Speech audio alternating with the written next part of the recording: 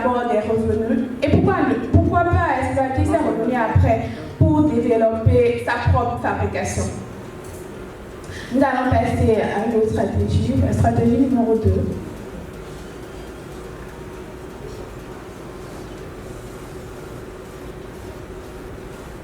La conquête des marchés solvables.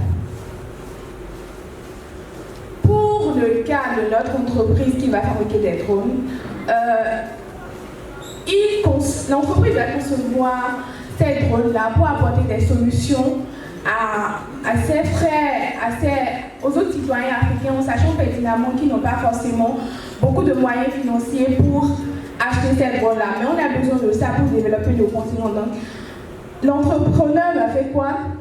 Il ira dénicher une nouvelle cible de clientèle à qui il proposera de nouvelles prestations de services ou à qui il réadapte les services existants afin de fixer des tarifs beaucoup plus élevés. Et cette nouvelle cible de clientèle doit avoir un pouvoir d'achat nettement supérieur à celui de la principale. Et le but ici, c'est de prendre les bénéfices générés de ces marchés auprès de votre nouvelle clientèle cible pour alimenter les missions sociales. Parce que ça paraît un peu comme une mission sociale, mettre des drones qui ne sont pas forcément accessibles à disposition des Africains. Et dans notre exemple ici, on peut demander à cette entreprise, par exemple, qu'on a pris, qui va confectionner des drones, de confectionner des drones de qualité supérieure. Donc, pour des personnes qui utilisent par exemple déjà les drones et qui ont des besoins assez poussés, pas des personnes qui ne maîtrisent pas forcément des drones et tout. Et ces personnes-là seront des personnes beaucoup plus nanties que l'entreprise pourra identifier sur le terrain et à qui il proposera ces drones de qualité supérieure ou carrément créer de nouvelles prestations de services pour les quelques entreprises qui existent déjà sur le continent et qui utilisent déjà ces drones. Ça peut être des services d'assistance technique, de maintien, d'entretien et tout. Et à partir de cela, les tarifs seront beaucoup plus élevés que pour la normale et il pourra exploiter ces revenus-là. Alors comme résultat, il y aura des sources de financement sûrs parce qu'il n'a pas accès au financement auprès des banques et tout. L'entrepreneur aura des sources de financement sûrs à partir de ces marchés-là et pourra mettre des solutions, c'est là que je parlais de mission sociale, pourra mettre des solutions au service d'un plus grand nombre d'Africains qui n'ont pas forcément les moyens d'acheter ces drones. Troisième stratégie,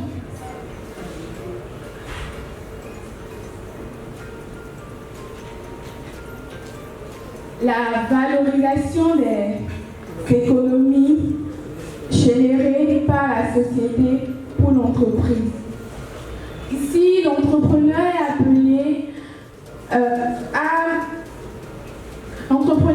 est appelé à présenter les bénéfices générés ou les coûts évités aux investisseurs ou à d'autres entreprises afin d'attirer le financement et après mettre en place un mécanisme pour toucher l'efficacement à ce financement. Et cette stratégie me rappelle l'histoire d'un entrepreneur que j'ai découvert dans une article il y a quelques jours.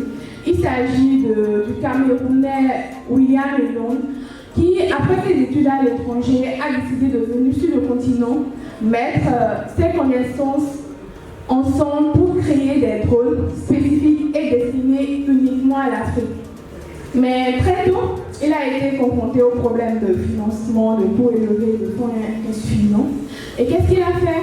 Il a préféré importer avec ses moyens de bord, quelques drones pour d'abord tester leur application sur le marché parce que ça coûte de la chair, il ne faut pas tester n'importe quoi. Il est venu tester ces drones pour non seulement maîtriser leur application, mais aussi pour mettre ces drones au service des entreprises qui seront intéressées. Et sa stratégie qui rejoint un peu celle-là, c'était quoi? Après quelques temps d'élection sur le marché, il s'est fait conduire et tout. Il a alors lancé une levée de fonds. Et l'article datait de 2017. Et grâce à cette levée de fonds, il a pu mobiliser $200 000. Il a pu rapidement mobiliser $200 000 en 2015, qu'il mettra, je vais vous expliquer l'article de 2017, donc en ce moment, il comptait mettre déjà en place la création des drones. Stratégie numéro 4. La diminution des coûts de structure. Alors, cette stratégie consiste à simplifier la simplification des produits, pas des produits compliqués, la simplification des produits afin de mettre vos solutions au service d'un public assez large. Et dans le cas de notre entreprise, par exemple, l'entreprise peut repenser le matériel utilisé pour la fabrication en adaptant ce matériel-là avec des éléments existants dans l'environnement. Et comme résultat, il y aura forcément une maximisation de l'impact parce que ces drones seront beaucoup plus accessibles, beaucoup plus moins chers et beaucoup d'Africains pourront accéder à ces drones-là. Il y aura aussi l'écoulement rapide des drones parce qu'il ne servira à rien de concevoir des drones très chers en sachant pertinemment que les gens n'ont pas la possibilité de s'en procurer. Donc il y aura un écoulement rapide quand les gens vont trouver que cette drone-là, le prix de cette drone se trouve dans le champ de leur capacité financière, ils pourront facilement acheter et il y aura un écoulement rapide. 4. Une autre stratégie. L'engagement de la communauté au cœur du fonctionnement de l'entreprise. Pour cette stratégie, c'est beaucoup plus l'implication des consommateurs dans le fonctionnement de l'entreprise. Ces consommateurs seront à la fois bénéficiaires et acteurs contributeurs. Parce qu'une jeune pousse africaine n'a pas forcément les moyens d'employer des professionnels et tout. Et pour le cas de notre entreprise de conception de drones, on peut par exemple insérer dans la boîte des jeunes Africains qui sont vraiment intéressés par cette question de fabrication de drones, qui sont motivés, qui sont déterminés à apprendre. Et progressivement, ils seront à la fois apprenants et main-d'œuvre. Mais peut-être que vous vous demandez, bon, est-ce que ces jeunes Africains seront assez compétents pour répondre aux défis de la fabrication de drones? Au début, non. Mais j'ai parlé de détermination des jeunes qui auront le potentiel et ce serait beaucoup mieux d'insérer ces jeunes-là pour obtenir au bout de quelques années ou de quelques mois des Africains, des jeunes Africains professionnels très qualifiés pour la fabrication des drones que d'aller chercher des professionnels par rapport à l'étranger qui reviendra encore beaucoup plus cher à l'entreprise. Donc progressivement, ils pourront prendre la main.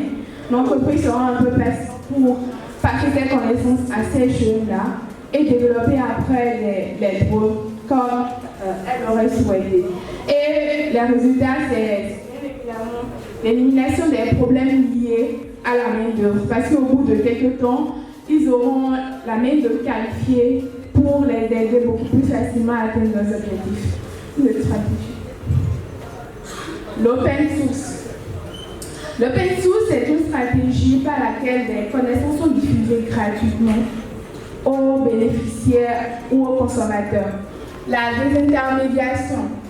La désintermédiation consiste à faciliter en quelque sorte les échanges et les interactions entre acheteurs et entrepreneurs.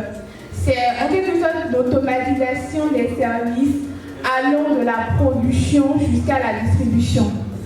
Et comme exemple pour l'entreprise ici, l'entreprise peut mettre en place des chatbots comme un challenger l'a souligné pour automatiser vite l'établissement des cartes d'identité et tout. Donc, l'entrepreneur peut créer des chatbots pour automatiser sa relation client.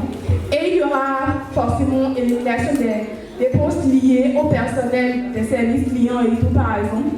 Et il y aura aussi un très bon service client parce que c'est, comme on l'a dit, c'est automatique, tout est automatisé. Les clients auront beaucoup plus de satisfaction à leur procuration beaucoup plus rapidement que par rapport au service client. Donc voilà en quelque sorte comment vous pouvez exploiter des stratégies innovantes pour résoudre ou pour lancer et pour développer vos entreprises, quel que soit le contexte, quel que soit le type d'entreprise que vous visez, en exploitant des stratégies innovantes comme celle-là, arriver à atteindre vos objectifs et toucher un public assez large, ramener beaucoup de chance à votre cause. Et si vous souhaitez comprendre un peu plus comment développer des business models innovants pour vos entreprises, je vous conseille de suivre les ateliers de Ibudo, parce qu'ils organisent des ateliers comme ça, pour comprendre un peu plus le sujet. Je vous remercie.